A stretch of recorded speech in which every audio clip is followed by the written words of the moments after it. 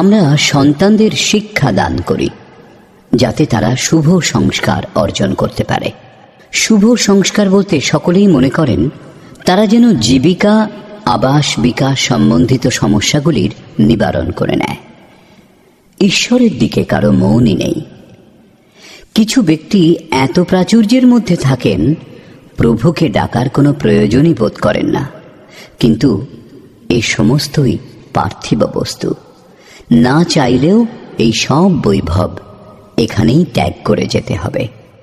এইরূপ স্থিতিতে ঈশ্বরের পরিচয় একমাত্র সম্বল, যা প্রদান করেছে যথার্থ গীতার এই দিব্য সংবাদ।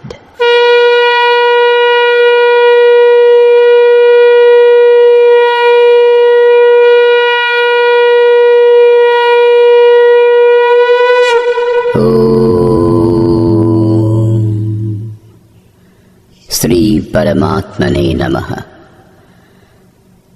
যথার্থ গীতা, শ্রীমদ্ ভগবদ গীতা, অথ নবম অধ্যায়।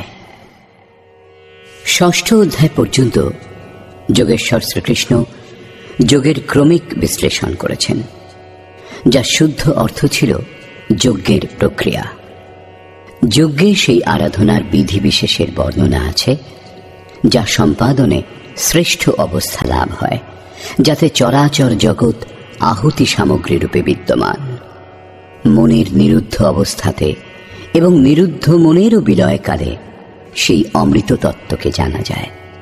সাধনের শেষে যজ্ঞের পরিণাম অমৃত পান করে জ্ঞানী সনাতন ব্রহ্মে স্থিত হয়ে যান। ব্রহ্মে স্থিত অর্থাৎ মিলনের নামই যোগ। সেই যজ্ঞকে কার্যরূপ দেওয়াকেই কর্ম বলে।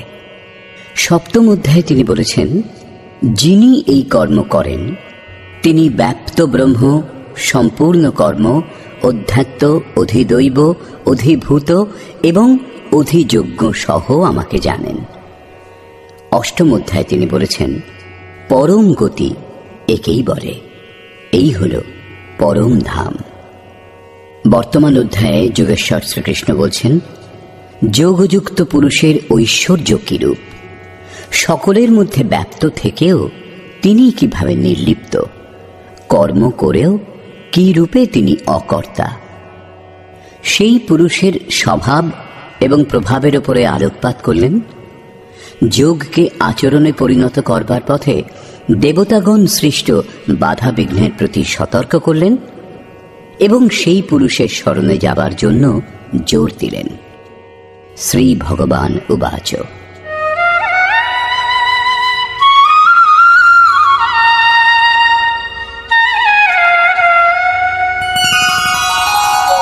ইদন্তু তে গুহ্যতমম প্রবক্ষ্যাম্যনসূয়বে জ্ঞানম বিজ্ঞানসহিতম যজ্ঞাত্বা মোক্ষ্যসে শুভাৎ।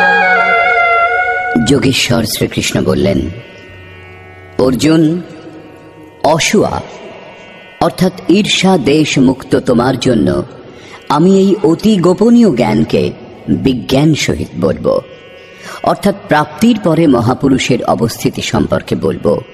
কিরূপে সেই মহাপুরুষ সর্বত্র একসঙ্গে কর্ম করেন, কিরূপে জাগৃতি প্রদান করেন, কিরূপে রথী হয়ে সর্বদা আত্মার সঙ্গে থাকেন। ইয়াত জ্ঞাত্বা, যা সাক্ষাৎ জানার পর তুমি দুঃখরূপ সংসার থেকে মুক্ত হয়ে যাবে। সেই জ্ঞান কিরূপ, এই প্রসঙ্গে বলছেন,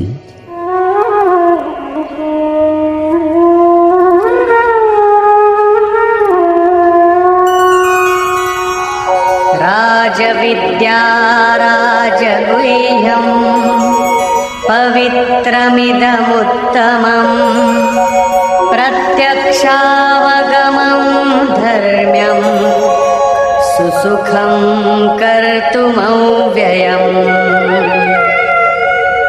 বিজ্ঞান সংযুক্ত এই জ্ঞান সর্ববিদ্যার রাজা। বিদ্যার অর্থ ভাষা জ্ঞান অথবা শিক্ষা নয়। বিদ্যা হি কা ব্রহ্ম গতি প্রদায়া, সা বিদ্যায়া বিমুক্তয়ে। বিদ্যা তাকে বলে যা লাভ করে পুরুষ ব্রহ্মপথে চলে মোক্ষ লাভ করেন।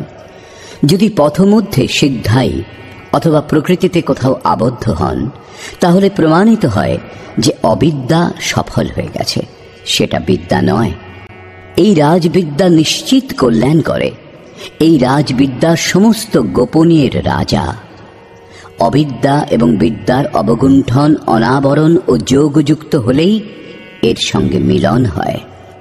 এই বিদ্যা অতি পবিত্র, উত্তম এবং প্রত্যক্ষ ফলযুক্ত। এদিকে করলেই ওদিকে ফল লাভ হয়, এইরূপ প্রত্যক্ষ ফলযুক্ত।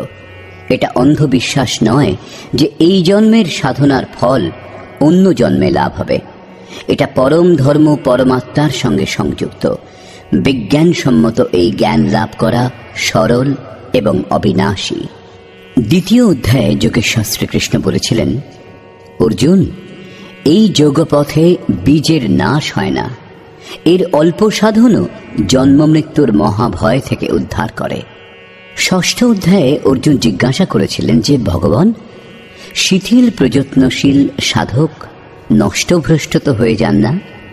শ্রীকৃষ্ণ বললেন, অর্জুন, প্রথমে তো কর্ম কি তা বোঝা আবশ্যক, এবং বোঝবার পরে সামান্য সাধন করে থাকলেও তা কোনো জন্মে কখনো বিনাশ হয় না। পরন্তু ওই সামান্য অভ্যাসের প্রভাবে প্রত্যেক জন্মে তারই আচরণ করেন এবং অনেক জন্মের সাধনার পরিণাম স্বরূপ সেখানেই পৌঁছে যান যার নাম পরম গতি, অর্থাৎ পরমাত্মা। যোগেশ্বর শ্রীকৃষ্ণ এই সাধনা সম্বন্ধেই এখানেও বলছেন যে এই সাধন করা খুব সহজ এবং অবিনাশী, পরন্তু এর জন্য শ্রদ্ধা নিতান্ত আবশ্যক। অশ্রদ্ধধানাঃ পুরুষাঃ ধর্মস্যাস্য পরন্তপ অপ্রাপ্য মাং নিবর্তন্তে মৃত্যু সংসারবর্ত্মনি। পরন্তপ অর্জুন, এই ধর্মে সামান্য সাধন করে থাকলেও তার বিনাশ হয় না। শ্রদ্ধারহিত পুরুষ এক ইষ্টে মনকে কেন্দ্রীভূত করেন না যিনি, তিনি আমাকে লাভ না করে সংসারেই বিচরণ করেন। অতএব শ্রদ্ধা অনিবার্য। আপনি কি সংসার থেকে আলাদা? এই প্রসঙ্গে বলছেন, ময়া ততমিদং সর্বং জগদব্যক্তমূর্তিনা মৎস্থানি সর্বভূতানি ন চাহং তেষ্বস্থিতঃ। অব্যক্ত স্বরূপ আমার দ্বারা এই সমগ্র বিশ্ব পরিব্যাপ্ত, অর্থাৎ আমি যে স্বরূপে স্থিত তা সর্বত্র পরিব্যাপ্ত। সমস্ত প্রাণী আমাতে অবস্থিত, কিন্তু আমি তাদের মধ্যে স্থিত নই, কারণ আমি অব্যক্ত স্বরূপে স্থিত। মহাপুরুষ যে অব্যক্ত স্বরূপে স্থিত, সেই স্তর থেকেই, অর্থাৎ দেহ ত্যাগ করে সেই অব্যক্ত স্তর থেকেই বাণী প্রচার করেন। এই ক্রমেই আরো বলছেন, ন চ মৎস্থানি ভূতানি পশ্য মে যোগমৈশ্বরম ভূতভৃন্ন চ ভূতস্থো মমাত্মা ভূতভাবনঃ। বস্তুত সমস্ত ভূত আমাতে অবস্থিত নয়, কারণ তারা মরণ ধর্মা, প্রকৃতির আশ্রিত। কিন্তু আমার যোগমায়ার ঐশ্বর্য দর্শন করো। আমার আত্মা ভূতগণে অবস্থিত না হয়েও তাদের পোষক এবং উৎপাদক। আমি আত্মস্বরূপ, সেই জন্য আমি ওই ভূতগণে অবস্থিত নই। এই হল যোগের প্রভাব। এটা স্পষ্ট করবার জন্য যোগেশ্বর শ্রীকৃষ্ণ দৃষ্টান্ত দিলেন।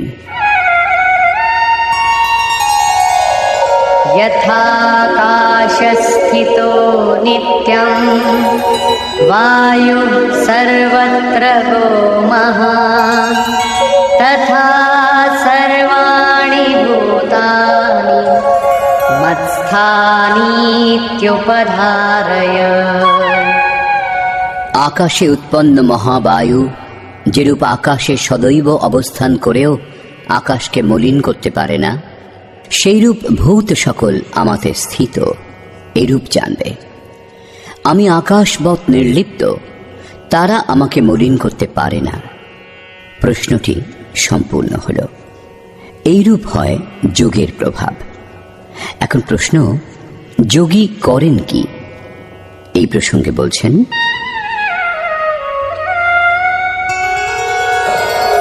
सर्वभूतानि कौन्तेय प्रकृतिं यान्ति मामिकाम् कल्पक्षये पुनस्तानि कल्पादौ विसृजाम्यहम्।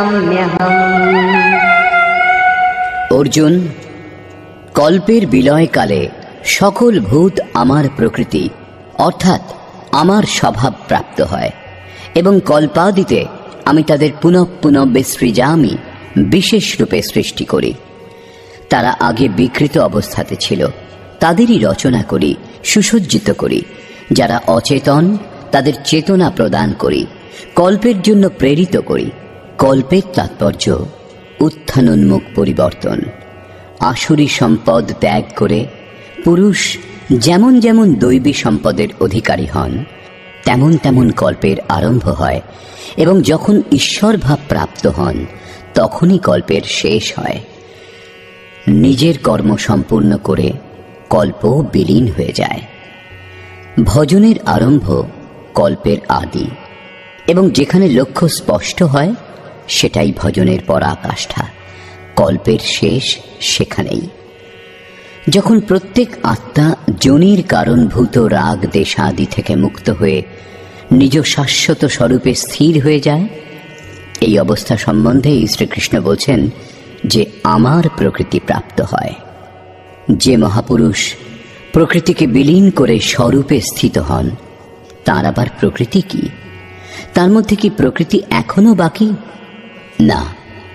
তৃতীয় অধ্যায়ের 33 সংখ্যক শ্লোকে যোগেশ্বর শ্রীকৃষ্ণ বলেছেন, সমস্ত প্রাণী নিজ প্রকৃতিকে প্রাপ্ত হয়। তাদের উপর প্রকৃতির গুণের যেরূপ প্রভাব থাকে সেই রূপ তারা কার্য করেন। এবং জ্ঞানবানপি, প্রত্যক্ষ দর্শনের পর জ্ঞানীও নিজ প্রকৃতির অনুরূপ চেষ্টা করেন। তিনি অনুগামীদের কল্যাণের জন্য করেন। পূর্ণ জ্ঞানী তত্ত্বস্থিত মহাপুরুষের অবস্থিতিই তাঁর প্রকৃতি। তিনি স্বস্বভাব মতোই প্রবৃত্ত থাকেন। কল্পের শেষে মানুষ মহাপুরুষের এই অবস্থিতি প্রাপ্ত হন। মহাপুরুষের এই কৃতিত্বের ওপর পুনরায় আলোকপাত করছেন।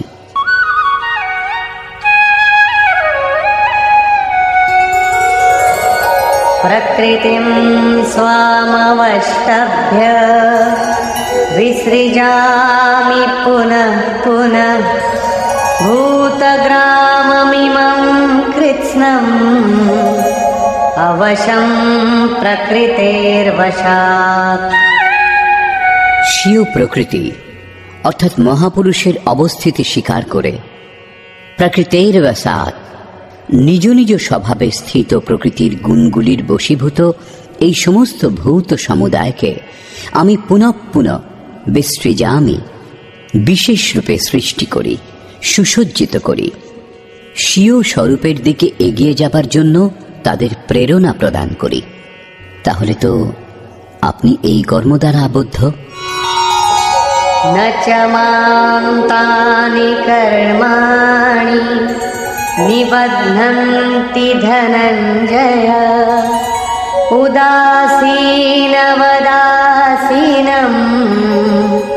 असक्तं तेषु कर्मसु। চতুর্থ অধ্যায়ের 9 শ্লোকে যোগেশ্বর শ্রীকৃষ্ণ বলেছিলেন, মহাপুরুষের কার্যপ্রণালী অলৌকিক হয়। 9 অধ্যায়ের 4র্থ শ্লোকে বলেছেন, আমি অব্যক্ত রূপে কর্ম করি। এখানেও বলছেন, ধনঞ্জয়, আমি যে সমস্ত কর্ম অব্যক্ত রূপে করি সেগুলিতে আমার আসক্তি নেই। উদাসীন পুরুষের ন্যায় অবস্থিত বলে পরমাত্মস্বরূপ আমাকে সেই সকল কর্ম আবদ্ধ করতে পারে না। কারণ কর্মের পরিণামে যে লক্ষ্য প্রাপ্ত হয় তাতে আমি অবস্থিত, সেই জন্য সেই সমস্ত কর্ম করার জন্য আমি বাধ্য নই।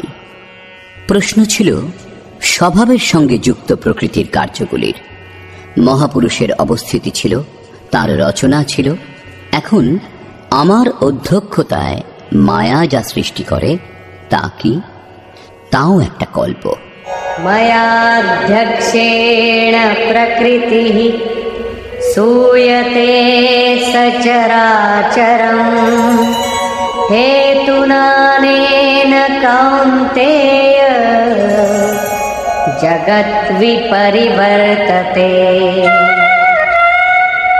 অর্জুন, আমার অধ্যক্ষতা দ্বারা অর্থাৎ আমার উপস্থিতিতে সর্বত্র ব্যাপ্ত আমার অধ্যক্ষতা দ্বারা এই মায়া অর্থাৎ ত্রিগুণময়ী প্রকৃতি, অষ্টধামূল প্রকৃতি এবং চেতন উভয়ই চরাচর বিশ্ব সৃষ্টি করে, যা ক্ষুদ্র কল্প, এবং এই কারণেই এই সংসার গমনাগমন চক্রে বিবর্তিত হয়। প্রকৃতির এই ক্ষুদ্র কল্প, যার মধ্যে কালের পরিবর্তন হতে থাকে, আমার অধ্যক্ষতায় প্রকৃতিই করে, আমি করি না। কিন্তু সপ্তম শ্লোকের কল্প আরাধনার সঞ্চার এবং সাধনা সম্পূর্ণ হওয়া পর্যন্ত মার্গদর্শনযুক্ত কল্প মহাপুরুষ স্বয়ং করে থাকেন। এক স্থানে তিনি স্বয়ং কর্তা, যেখানে বিশেষ রূপে সৃজন করেন। এখানে কর্তৃ প্রকৃতি, যে কেবল আমার আভাস পেয়েই এই ক্ষণিক পরিবর্তন করে, যার মধ্যে দেহ, কাল, যুগের পরিবর্তন ইত্যাদিগুলি আসছে। এইরূপ ব্যাপ্ত প্রভাব হওয়া সত্ত্বেও মূঢ় ব্যক্তিগণ আমাকে জানতে পারে না। যেমন अवजानन्ति मां मूढा मानुषीं तनुमाश्रितं परं भावमजानन्तो मम भूतमहेश्वरम्। সমস্ত ভূতের মহান ঈশ্বর রূপ আমার পরম ভাব সম্বন্ধে যারা জানে না, সেই মূঢ় ব্যক্তিগণ আমাকে মনুষ্য দেহধারী এবং তুচ্ছ বলে অবজ্ঞা করে। সমস্ত প্রাণীগণের ঈশ্বরেরও যিনি মহান ঈশ্বর, সেই পরম ভাবে আমি অবস্থিত, কিন্তু মনুষ্য দেহ আশ্রয় করে ব্যবহার করি বলে মূঢ় ব্যক্তিগণ জানে না। তারা আমাকে মানুষ বলে সম্বোধন করে, তাদেরই বা কি দোষ? দৃষ্টিপাত করে যখন, তখন মহাপুরুষের দেহটাই তো দেখতে পায়। আপনি মহান, ঈশ্বর ভাবে স্থিত, কিরূপে তারা বুঝবে? কেন তারা দর্শনে অসমর্থ হয়? এই প্রসঙ্গে বলছেন,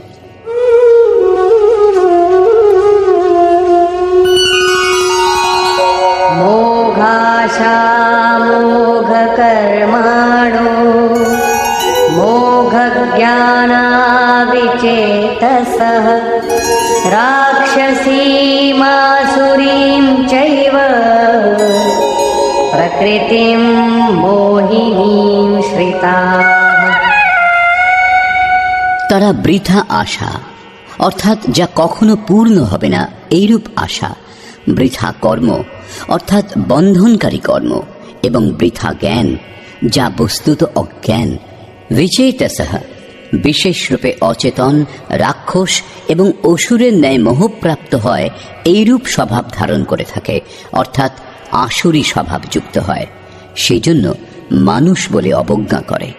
অসুর এবং রাক্ষস ভাব মনেরই স্বভাব, জাতি প্রসূত বা যোনি প্রসূত নয়। যাদের আসুরী স্বভাব তারা আমাকে জানতে পারে না, কিন্তু মহাত্মাগণ আমাকে জানেন এবং ভজনা করেন।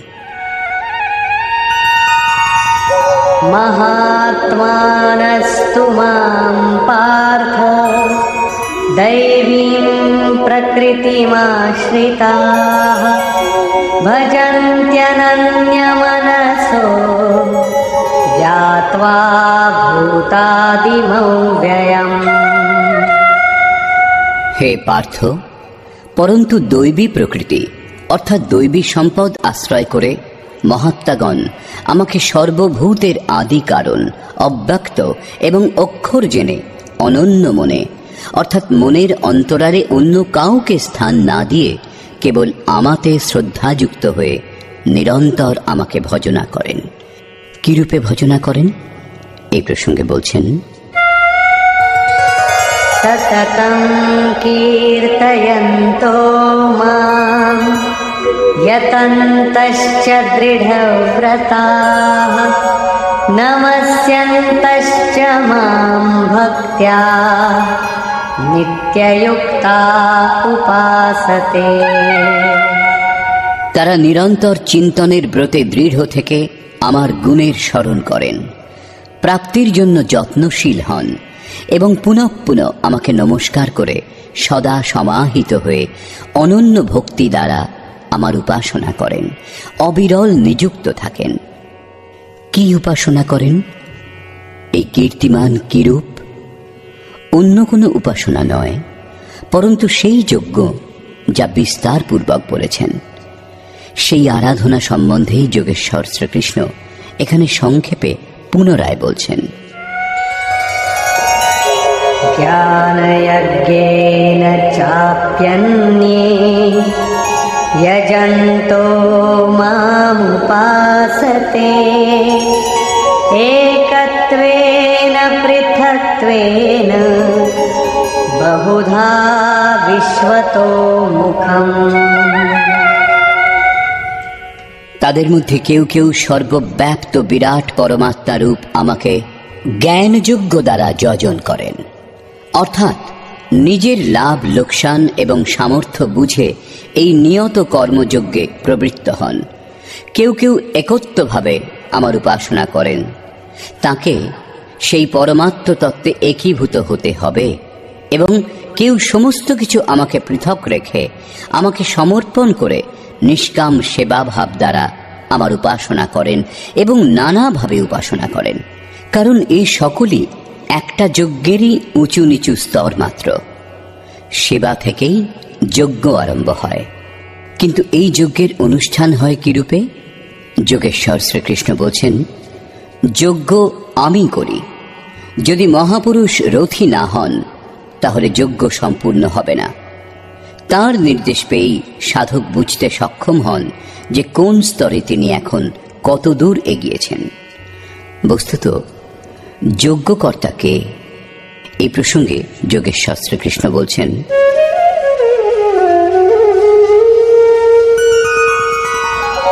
अहं क्रतुरहं यज्ञः स्वधाहमहमौषधम् मन्त्रोऽहमहमेवाज्यम् अहमग्निरहं हुतम्। আমি কর্তা। বস্তুত কর্তাকে প্রেরক রূপে সঞ্চালন করেন ইষ্ট। কর্তার দ্বারা যেটুকু সম্ভব হয় তা আমার কৃপা। আমি যজ্ঞ, যজ্ঞ আরাধনার বিধি বিশেষ মাত্র। যজ্ঞ সম্পূর্ণ হবার পর পরিণাম স্বরূপ যে অমৃত প্রাপ্ত হয় তা পান করে পুরুষ সনাতন ব্রহ্মকে জানতে পারেন।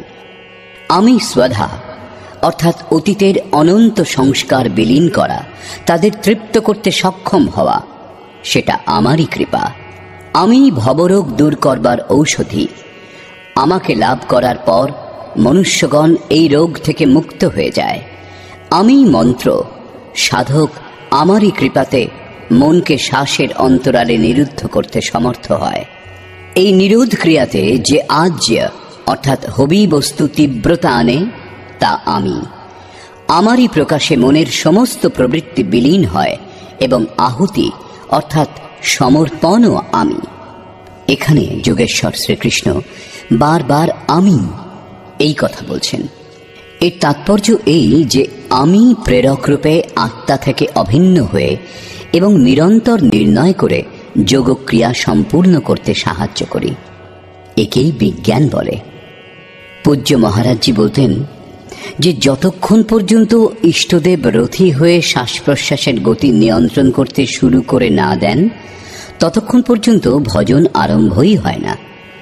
কেউ হাজার চোখ বুজে ভজন করুক, দেহ কৃশ করুক, কিন্তু যতক্ষণ সেই পরমাত্মা যাকে লাভ করতে আমরা ইচ্ছুক, যে স্তরে আমরা দাঁড়িয়ে সেই স্তর থেকে আত্মা থেকে অভিন্ন হয়ে জাগ্রত না হন, ততক্ষণ ঠিকভাবে ভজনের স্বরূপ বোঝা যায় না। সেই জন্য মহারাজজি বলতেন, আমার স্বরূপ ধারণ করো, আমি সব দেব। শ্রীকৃষ্ণ বলছেন, সব কিছু আমি প্রদান করি।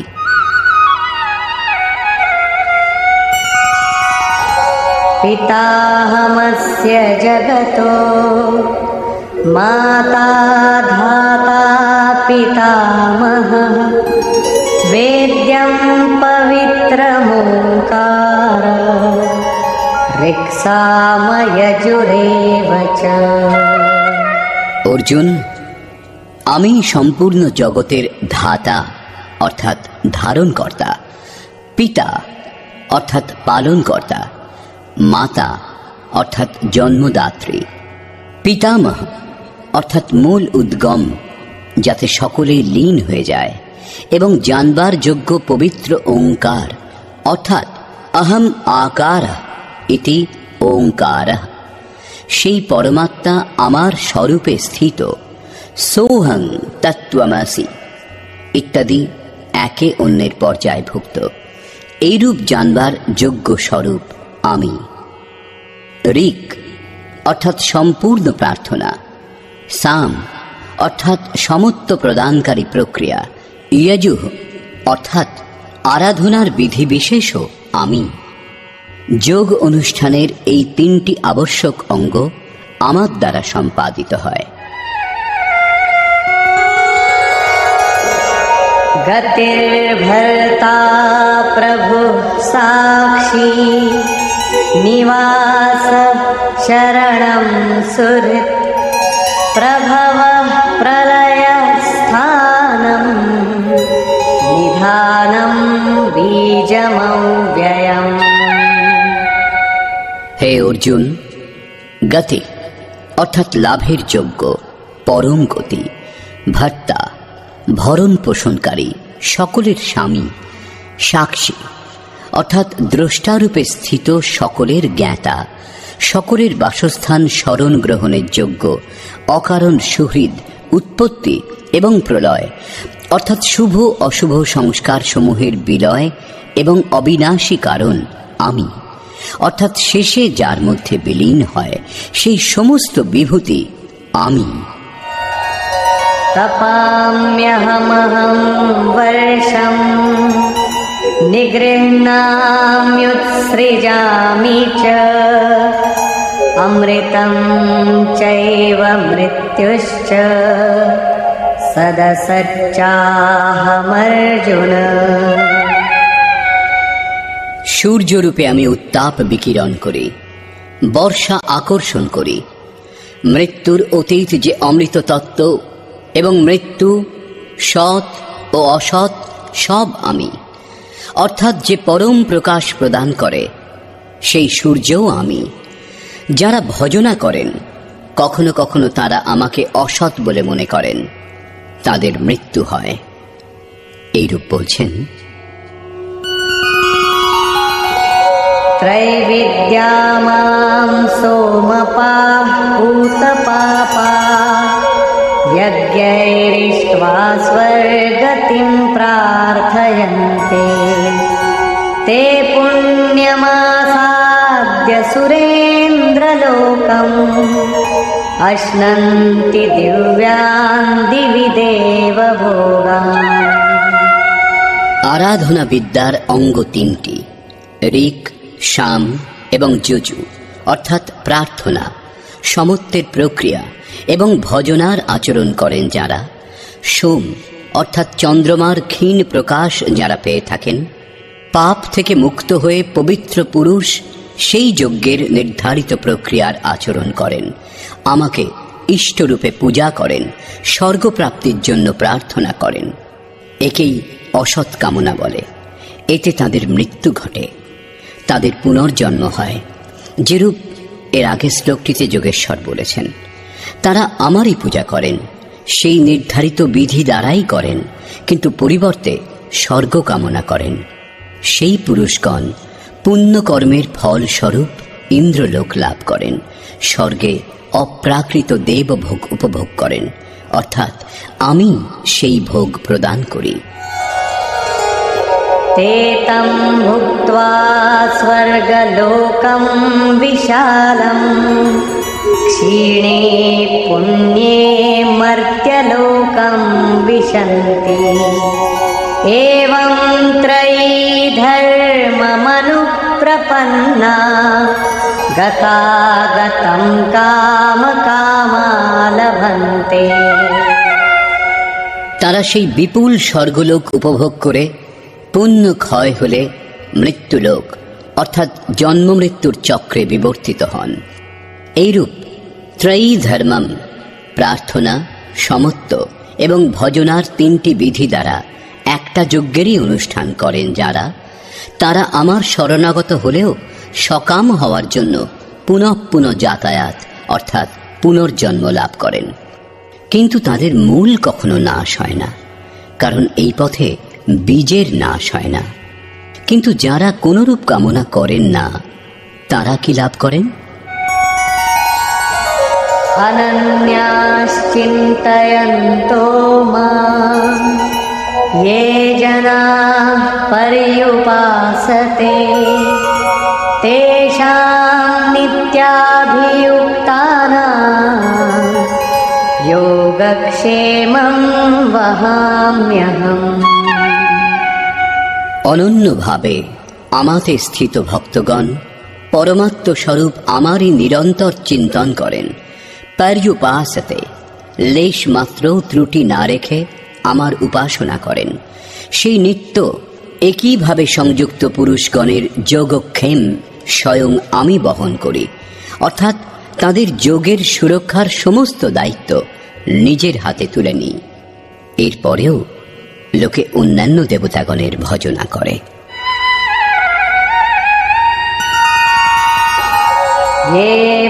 येऽप्यन्यदेवता भक्ता यजन्ते श्रद्धयान्विताः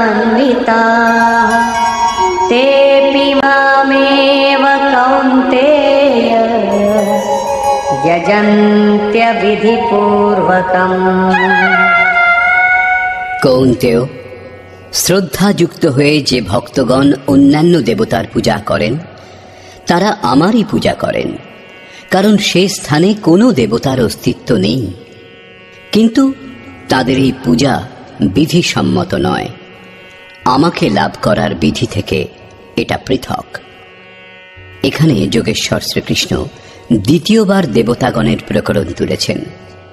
সর্বপ্রথম 7ম অধ্যায়ের 20 থেকে 23 সংখ্যক শ্লোক পর্যন্ত তিনি বলেছেন, অর্জুন, কামনা দ্বারা যাদের জ্ঞান অভিভূত হয়েছে, এইরূপ মূঢ় ব্যক্তি অন্যান্য দেবতার পূজা করেন, এবং যে দেবতাকে পূজা করেন সেখানে দেবতা বলে কোনো সক্ষম সত্তার অস্তিত্বই তো নেই।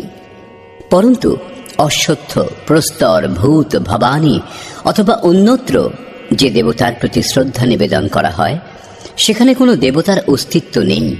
সর্বত্র আমি, সেই স্থানেও আমি দাঁড়িয়ে তাদের দেবশ্রদ্ধা সেই সেই দেবতাতে স্থির করি।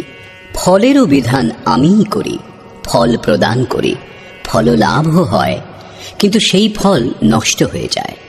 আজ যা আছে তা কাল ভোগ করে নষ্ট হয়ে যাবে, পরন্তু আমার ভক্তের বিনাশ হয় না। অতএব সেই মূঢ়গণ যাদের জ্ঞান অভিভূত হয়েছে, তারা অন্যান্য দেবতার ভজনা করে। প্রস্তুত অধ্যায়ের 23 থেকে 25 সংখ্যক শ্লোক পর্যন্ত যোগেশ্বর শ্রীকৃষ্ণ পুনরায় বলছেন, অর্জুন, যারা শ্রদ্ধাপূর্বক অন্যান্য দেবতার পুজো করেন, তারা আমারই পুজো করেন, কিন্তু তা বিধিসম্মত নয়। সেখানে দেবতার সক্ষম সত্তা নেই, তাদের প্রাপ্তির বিধি দোষপূর্ণ। এখন প্রশ্ন উঠছে যে যখন তারাও প্রকারান্তরে আপনারই পূজা করেন এবং ফললাভও করেন, তখন তাতে ক্ষতি কি? अहं हि सर्वयज्ञानां भोक्ता च प्रभुरेव च न तु मामभिजानन्ति तत्त्वेनातश्च्यवन्ति ते। সকল যজ্ঞের ভোক্তা অর্থাৎ যজ্ঞ যার মধ্যে বিলীন হয়, যজ্ঞের পরিণামে যা লাভ হয় তা আমি এবং আমি প্রভু, পরন্তু তারা আমাকে তত্ত্বত উত্তম রূপে জানে না। সেই জন্য চ্যবন্তি স্খলিত হন, অর্থাৎ তারা কখনো অন্যান্য দেবতাতে পতিত হন এবং তত্ত্বত যতক্ষণ না জানেন ততক্ষণ কামনা দ্বারাও পতিত হন। তাদের গতি কি? यान्ति देवव्रता देवान् पितॄन् यान्ति पितृव्रताः भूतानि यान्ति भूतेज्या यान्ति मद्याजिनोऽपि माम्। অর্জুন, দেবোপাসকগণ দেবগণকে প্রাপ্ত হন। দেবগণ পরিবর্তিত সত্তা, তারা নিজের সৎকর্মানুসারে জীবন অতিবাহিত করেন। পিতৃগণের পূজকগণ পিতৃগণকে প্রাপ্ত হন, অর্থাৎ অতীতের মধ্যে সীমাবদ্ধ থাকেন।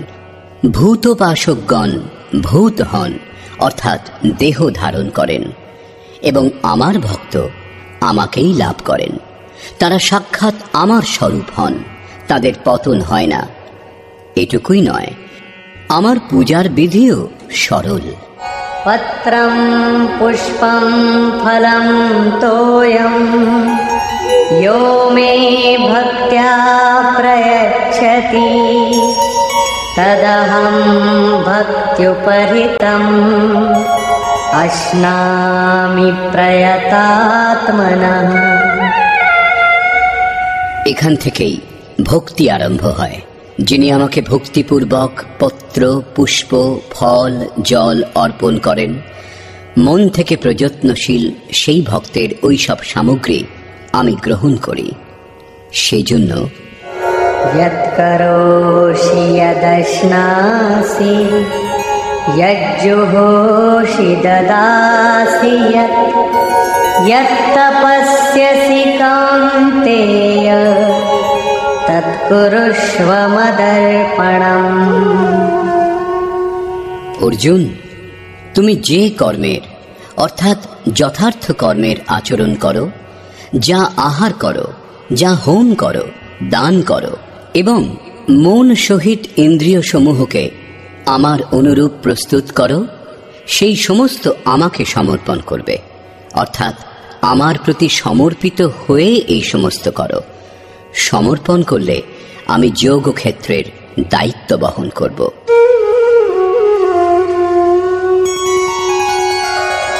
शुभाशुभ फलैरेवम्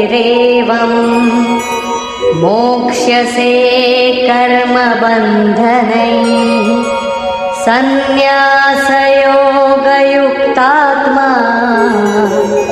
विमुक्तो मामुपैष्यसि। এই রূপে সর্বস্বের ন্যাস সন্ন্যাস যোগে যুক্ত হয়ে তুমি শুভাশুভ ফল বিশিষ্ট কর্মের বন্ধন থেকে মুক্ত হয়ে আমাকে লাভ করবে। এই তিনটি শ্লোকেই যোগেশ্বর শ্রীকৃষ্ণ ক্রমবদ্ধভাবে সাধন এবং তার পরিণামের বর্ণনা করেছেন। প্রথমে পত্র, পুষ্প, ফল ও জল পূর্ণ শ্রদ্ধার সঙ্গে অর্পণ, দ্বিতীয় সমর্পিত হয়ে কর্মের আচরণ এবং তৃতীয় পূর্ণ সমর্পণের সঙ্গে সর্বস্বের ত্যাগ। এই সকল দ্বারা কর্মবন্ধন থেকে বিমুক্ত অর্থাৎ বিশেষ রূপে মুক্ত হয়ে যাবে। মুক্ত হলে লাভ কি? বলছেন আমাকে লাভ করবে। এখানে মুক্তি এবং প্রাপ্তি একে অন্যের পূরক। আপনার প্রাপ্তিই হলো মুক্তি, তাহলে তাতে লাভ? এই প্রসঙ্গে বলছেন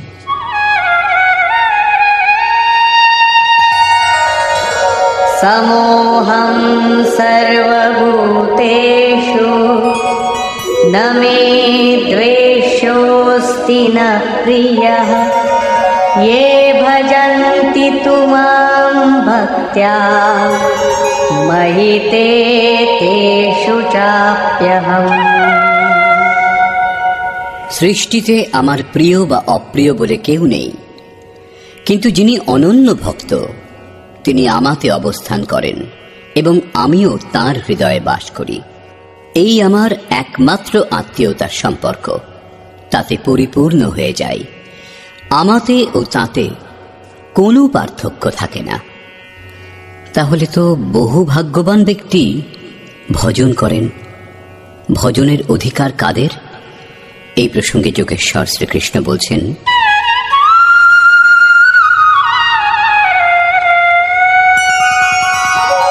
अपि चेत् सुदुराचारो भजते मामनन्यभाक् साधुरेव समन्तव्यः सम्यग् व्यवसितो हि सः। অতি দুরাচারীও যদি অনন্যভাবে অর্থাৎ অন্য ন আমাকে ছাড়া কোনো অন্য বস্তু অথবা দেবতাকে ভজনা না করে কেবল আমারই নিরন্তর ভজনা করে, তাহলে তাকে সাধু বলে মনে করবে। যদিও এখন সে সাধু নয়, কিন্তু তার সাধু হওয়াতে কোনো সন্দেহও নেই, কারণ সে যথার্থ নিশ্চয়াত্মক হয়েছে। অতএব ভজন আপনিও করতে পারেন, শর্ত কেবল এই যে আপনি মানুষ হবেন, কারণ মানুষই যথার্থ নিশ্চয়াত্মক হয়। গীতা শাস্ত্র পাপীদের উদ্ধার করে এবং সেই পথিক क्षिप्रं भवति धर्मात्मा शश्वच्छान्तिं निगच्छति कौन्तेय प्रतिजानीहि न मे भक्तः प्रणश्यति।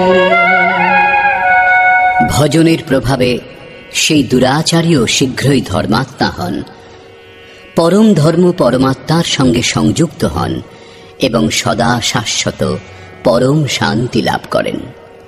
কৌন্তেয়, আমার ভক্ত কখনো নষ্ট হয় না, তুমি নিশ্চিত জানবে।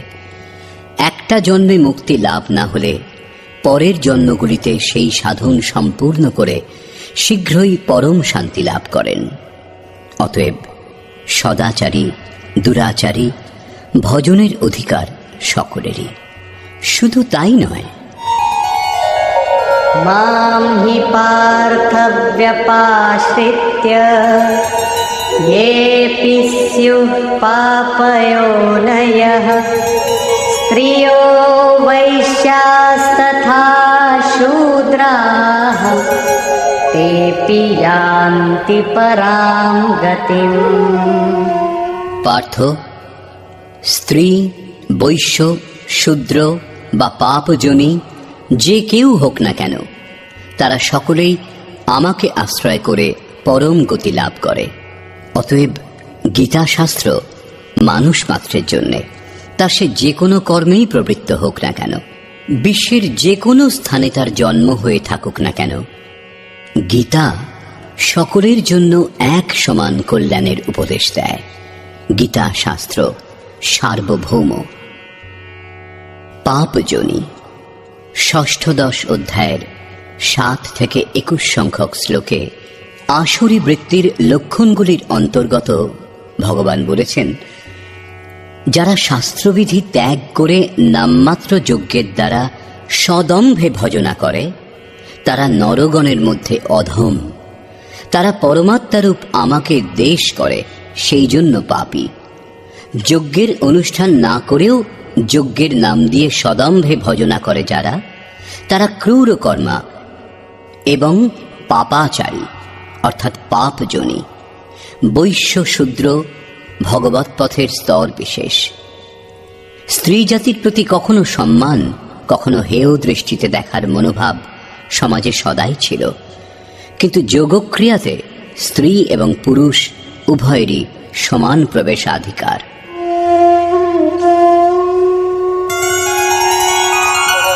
किं पुनर्ब्राह्मणा पुण्या भक्ता राजर्षयस्तथा अनित्यमसुखं लोकम् इमं प्राप्य भजस्व माम्। তাহলে ব্রাহ্মণ এবং রাজর্ষি ক্ষত্রিয় শ্রেণীর ভক্তগণের জন্য কি বলার থাকতে পারে? ব্রাহ্মণ হল এক অবস্থা বিশেষ। এই অবস্থা প্রাপ্ত সাধকের মধ্যে ব্রহ্মে স্থিত হওয়ার সমস্ত যোগ্যতা পাওয়া যায়। শান্তি, আর্জব, অনুভবে উপলব্ধি, ধ্যান এবং ইষ্টের নির্দেশ অনুসারে চলবার ক্ষমতা যার মধ্যে আছে তিনিই ব্রাহ্মণ। রাজর্ষি ক্ষত্রিয়ের মধ্যে ঋদ্ধি সিদ্ধির সঞ্চার, শৌর্য, প্রভুভাব, পশ্চাৎপদ না হওয়ার মনোভাব থাকে। এই স্তরের যোগী মুক্ত হয়ে যান, তাদের জন্য কিছু বলবার থাকে না। অতএব অর্জুন, তুমি সুখবিহীন ক্ষণভঙ্গুর এই মনুষ্য দেহ ধারণ করেছ যখন, তখন আমারই ভজনা করো। এই নশ্বর দেহের প্রতি আসক্ত হয়ে সময় নষ্ট করো না। যোগেশ্বর শ্রীকৃষ্ণ এখানে চতুর্থবার ব্রাহ্মণ, ক্ষত্রিয়, বৈশ্য এবং শূদ্রের চর্চা করলেন। দ্বিতীয় অধ্যায়ে তিনি বলেছিলেন, ক্ষত্রিয়ের জন্য যুদ্ধ অপেক্ষা শ্রেষ্ঠ কল্যাণের আর কোনো পথ নেই। তৃতীয় অধ্যায়ে তিনি বলেছিলেন, স্বধর্মে নিধন ও শ্রেয়স্কর। সংক্ষেপে চতুর্থ অধ্যায়ে তিনি বলেছিলেন, 4 বর্ণের সৃষ্টি করেছি আমি। তাহলে কি মানুষের বিভাগ 4 জাতিতে করেছেন? বললেন, না, গুণ কর্ম বিভাগশঃ। গুণের পরিমাপে কর্মকে 4 শ্রেণীতে ভাগ করা হয়েছে। শ্রীকৃষ্ণের অনুসারে কর্ম হল একমাত্র যজ্ঞের প্রক্রিয়া। অতএব এই যজ্ঞের অনুষ্ঠান যারা করেন তারা 4 প্রকারের হন। প্রবেশকালে এই যজ্ঞকর্তা শূদ্র, অল্পজ্ঞ হয়। এই পথে এগিয়ে কিছু ক্ষমতা লাভ হলে আত্মিক সম্পত্তি কিছু কিছু সংগ্রহ হয় যখন, তখন এই যজ্ঞকর্তাই বৈশ্য শ্রেণীতে প্রবেশ করে। এই স্তর থেকে আরো উন্নত হলে, প্রকৃতির 3টি গুণকে সংযত করার ক্ষমতা সম্পন্ন হলে সেই সাধকই ক্ষত্রিয় শ্রেণীতে প্রবেশ করেন। এবং যখন এই সাধকের স্বভাবে ব্রহ্মানুভূতির যোগ্যতা লাভ হয়, তখন সাধক ব্রাহ্মণ হন।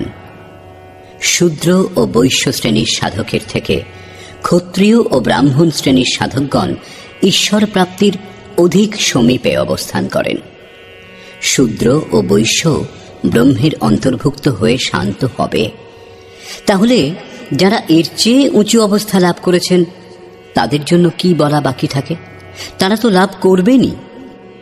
গীতা যে সমস্ত উপনিষদের সার সর্বস্ব, সেগুলি ব্রহ্মবিদুষী মহিলাদের কাহিনীতে পরিপূর্ণ। তথাকথিত ধর্মভীরু গোঁড়া ব্যক্তিগণ বেদ অধ্যয়নের অধিকার অনধিকারের ব্যবস্থা নিয়ে অনর্থক মস্তিষ্ক চালনায় ব্যস্ত থাকুক। যোগেশ্বর শ্রীকৃষ্ণের স্পষ্ট বক্তব্য, যজ্ঞার্থ কর্মের নির্ধারিত ক্রিয়া পদ্ধতিতে স্ত্রী পুরুষ সকলেরই সমান অধিকার। সেই কারণে তিনি ভজন করবার জন্য উৎসাহ দিচ্ছেন। মন্মনা ভব মদ্ভক্তো মদ্যাজি মাম নমস্কুরু মামে বৈশ্যসি উক্ত্বৈবম আত্মানম মৎপরায়ণঃ। অর্জুন, মদ্গত চিত্ত হও। আমার অতিরিক্ত মনে যেন অন্য কোনো ভাবের উদয় না হয়। আমার অনন্য ভক্ত হও। অনবরত চিন্তনে প্রবৃত্ত থাকো। শ্রদ্ধাপূর্বক নিরন্তর আমাকেই পূজা করো এবং আমাকেই নমস্কার করো। এইরূপে আমার শরণাগত হয়ে আত্মা আমাতে একইভাবে স্থিত করলে আমাকেই লাভ করবে, অর্থাৎ আমার সঙ্গে একত্ব বোধ করবে। নিষ্কর্ষ, বর্তমান অধ্যায়ের আরম্ভে শ্রীকৃষ্ণ বলেছিলেন, অর্জুন, তোমার মতো দোষমুক্ত ভক্তের জন্য আমি এই জ্ঞান বিজ্ঞানসম্মতভাবে বলবো, যা জানবার পর কিছু জানা বাকি থাকবে না। এই সম্বন্ধে জেনে তুমি সংসার বন্ধন থেকে মুক্ত হয়ে যাবে। এই জ্ঞান সম্পূর্ণ বিদ্যার রাজা। বিদ্যা তাকেই বলে যা পরব্রহ্মে স্থিতি প্রদান করে। এই জ্ঞান সম্পূর্ণ গোপনীয় বিষয়গুলির রাজা, অর্থাৎ গোপনীয় বিষয়গুলিকে প্রত্যক্ষ করতে সাহায্য করে। এই জ্ঞান প্রত্যক্ষ ফলযুক্ত, সাধন সুগম ও অবিনাশী। আপনি যদি অতি অল্প সাধনও করে থাকেন তবু তা কোনো কালে নাশ হবে না, পরন্তু এই সাধনের প্রভাবে আপনি পরম শ্রেয় পর্যন্ত পৌঁছে যাবেন, কিন্তু একটা শর্তে, শ্রদ্ধাহীন পুরুষ পরম গতি লাভ না করে এই সংসার চক্রে বিবর্তিত হয়। যোগেশ্বর শ্রীকৃষ্ণ যোগের ঐশ্বর্যের উপর আলোকপাত করলেন। দুঃখের সংযোগের বিয়োগকেই যোগ বলে, অর্থাৎ সংসারের সংযোগ বিয়োগ থেকে যা সর্বথা মুক্ত তার নামই যোগ। পরম তত্ত্ব পরমাত্মার মিলনের নাম যোগ। পরমাত্মার প্রাপ্তি যোগের পরাকাষ্ঠা। যিনি এতে স্থিতি লাভ করেছেন সেই যোগীর প্রভাব লক্ষ্য করো। সম্পূর্ণ ভূতগণের প্রভু এবং জীবধারীগণের পোষক হওয়া সত্ত্বেও আমার আত্মা ওই ভূতগণে স্থিত নয়। আমি আত্মরূপে স্থিত, সেই পরমাত্মা। আকাশে উৎপন্ন সর্বত্র বিচরণশীল বায়ু যেরূপ আকাশে স্থিত হয়েও তাকে মলিন করতে পারে না, সেইরূপ সমস্ত ভূত আমাতে স্থিত, কিন্তু আমি তাদের মধ্যে লিপ্ত নই। অর্জুন, কল্পের আদিতে ভূতগণকে বিশেষ রূপে সৃষ্টি করি, সুসজ্জিত করি, এবং কল্পের শেষে সমস্ত ভূত আমার প্রকৃতি, অর্থাৎ যোগে আরূঢ় যে মহাপুরুষ তার অবস্থিতি, তার অব্যক্ত ভাব লাভ করে। যদ্যপি মহাপুরুষ প্রকৃতির অতীত হন, কিন্তু প্রাপ্তির পরে স্বভাব অর্থাৎ স্বয়ংয়ে স্থিত থেকে লোক সংগ্রহের জন্য যে কাজ করেন তাই হয় তার স্থিতি। এই স্থিতির কার্যকলাপকে সেই মহাপুরুষের প্রকৃতি বলে সম্বোধন করা হয়েছে। এক রচয়িতা আমি সমস্ত ভূতকে কল্পের জন্য প্রেরণা প্রদান করি, এবং আর এক রচয়িতা ত্রিগুণময়ী প্রকৃতি, যে আমার ইঙ্গিত পেয়ে চরাচর সহিত ভূতগণকে সৃষ্টি করে। এও এক কল্প, যার মধ্যে দেহ পরিবর্তন, স্বভাব পরিবর্তন এবং কাল পরিবর্তন নিহিত। গোস্বামী তুলসীদাসও তাই বলছেন, এক দুষ্ট অতিশয় দুঃখরূপা যা বস জীব পরাভব কূপা। এই প্রকৃতির রহস্য দুটি, বিদ্যা ও অবিদ্যা। এর মধ্যে অবিদ্যা অতিশয় দুষ্ট, দুঃখরূপ, যার দ্বারা বাধ্য হয়ে জীব ভবকূপে পড়ে আছে, যার প্রেরণাতে জীব কাল, কর্ম, স্বভাব এবং গুণের চক্রে জড়িয়ে যায়। অন্যটি বিদ্যা মায়া, যার সম্বন্ধে শ্রীকৃষ্ণ বলছেন, আমি সৃষ্টি করি।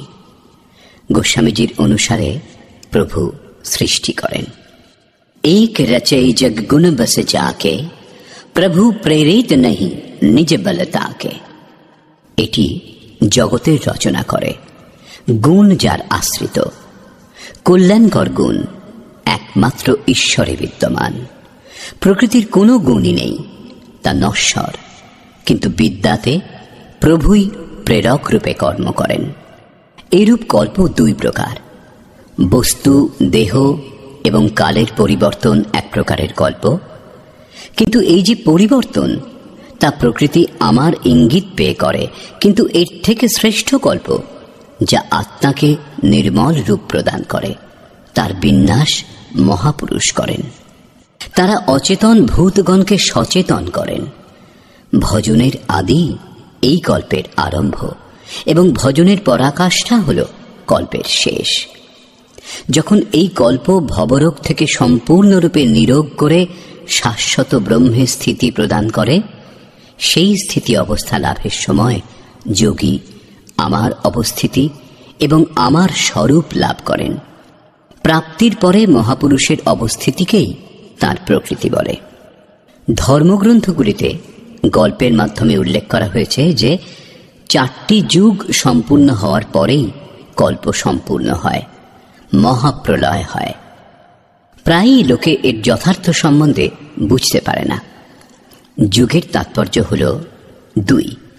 যতক্ষণ আপনি পৃথক, আরাধ্য পৃথক, ততক্ষণ যুগধর্ম থাকবে। গোস্বামীজি রামচরিতমানসের উত্তরকাণ্ডে এই বিষয়ে চর্চা করেছেন। যখন তামসিক গুণ কাজ করে, রাজসিক গুণ অল্প মাত্রাতে থাকে, তখন চারিদিকে শত্রুতা এবং বিরোধ ভাব দেখা দেয়।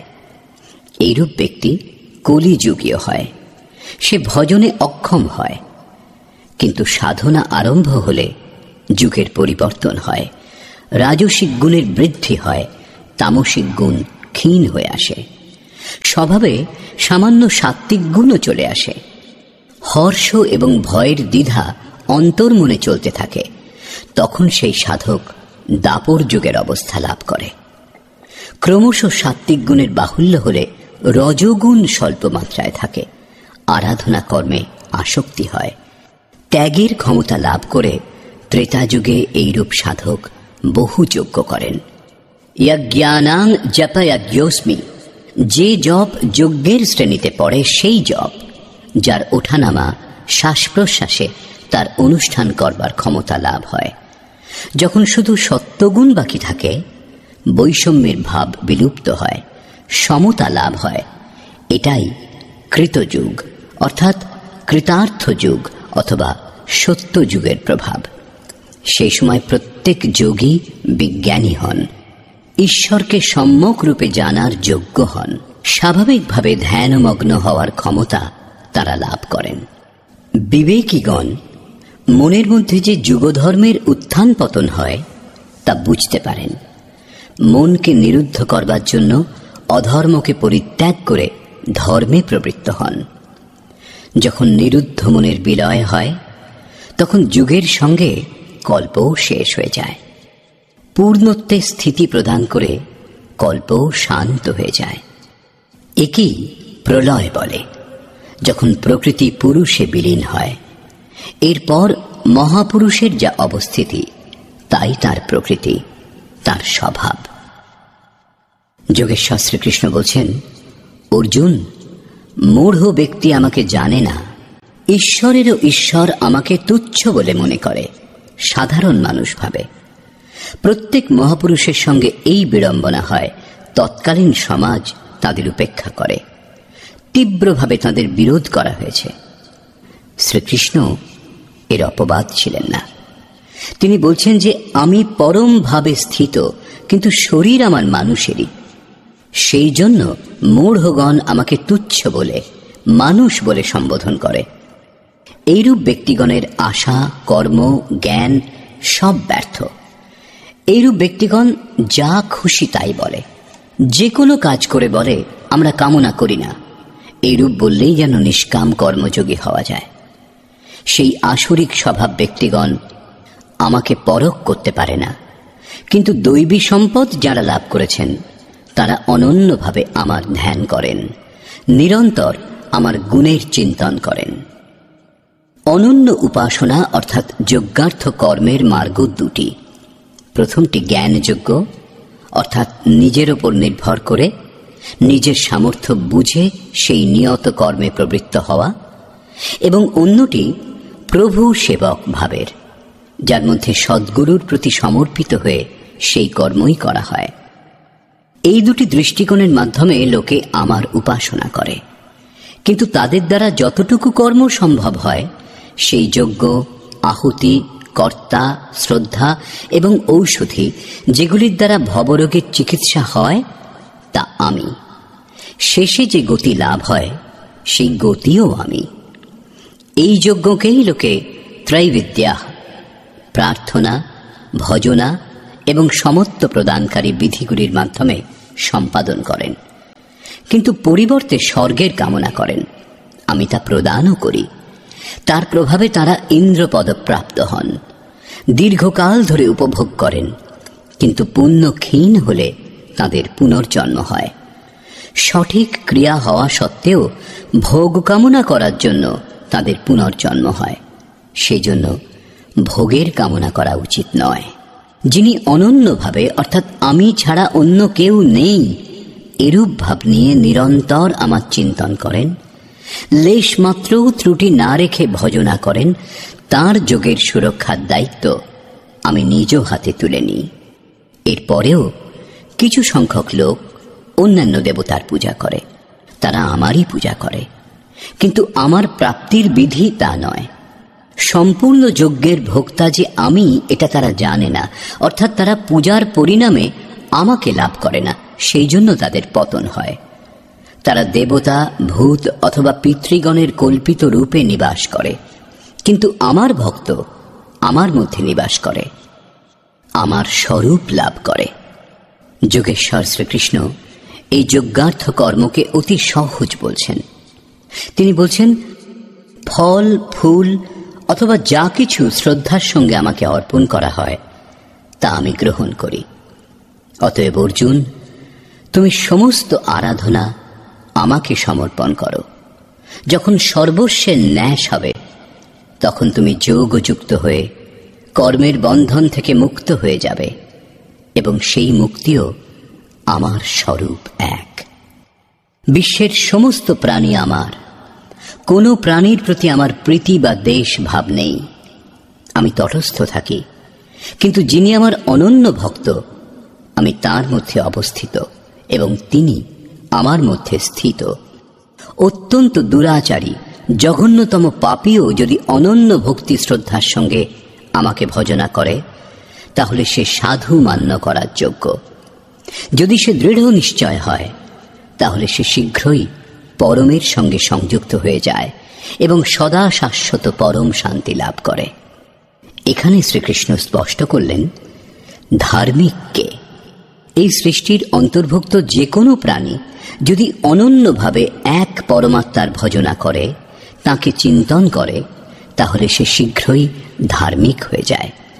অতএব সেই ব্যক্তি ধার্মিক যে একমাত্র পরমাত্মার স্মরণ করে। অবশেষে আশ্বাস দিচ্ছেন, অর্জুন, আমার ভক্ত কখনো নষ্ট হয় না। শূদ্র, নীচ, আদিবাসী, অনাদিবাসী, যে কোনো নামধারী, পুরুষ অথবা স্ত্রী, পাপজনী, তির্যকজনী, সকলেই আমার শরণাগত হয়ে পরম শ্রেয় লাভ করে। সেই জন্য অর্জুন, সুখ রহিত, ক্ষণভঙ্গুর কিন্তু দুর্লভ মনুষ্য দেহ ধারণ করেছ যখন, তখন আমার ভজনা করো। তাহলে ব্রহ্মে স্থিতি প্রদানকারী যোগ্যতাগুলির সঙ্গে যিনি যুক্ত, সেই ব্রাহ্মণ, এবং যিনি রাজর্ষিত্বের স্তর থেকে ভজনা করেন, এইরূপ যোগীর জন্য কি বলার থাকতে পারে? তারা তো প্রকৃতি দ্বন্দ্বের অতীত। অতএব অর্জুন, নিরন্তর আমাতেই মনকে যুক্ত করো, নিরন্তর নমস্কার করো। এই রূপে আমার শরণাগত হয়ে তুমি আমাকেই লাভ করবে, যেখান থেকে ফিরে আসতে হয় না। প্রস্তুত অধ্যায়ে সেই বিদ্যার ওপর আলোকপাত করেছেন যা শ্রীকৃষ্ণ স্বয়ং জাগ্রত করেন। এটি রাজবিদ্যা, একবার জাগ্রত হলে নিশ্চিত রূপে কল্যাণ করে। অতএব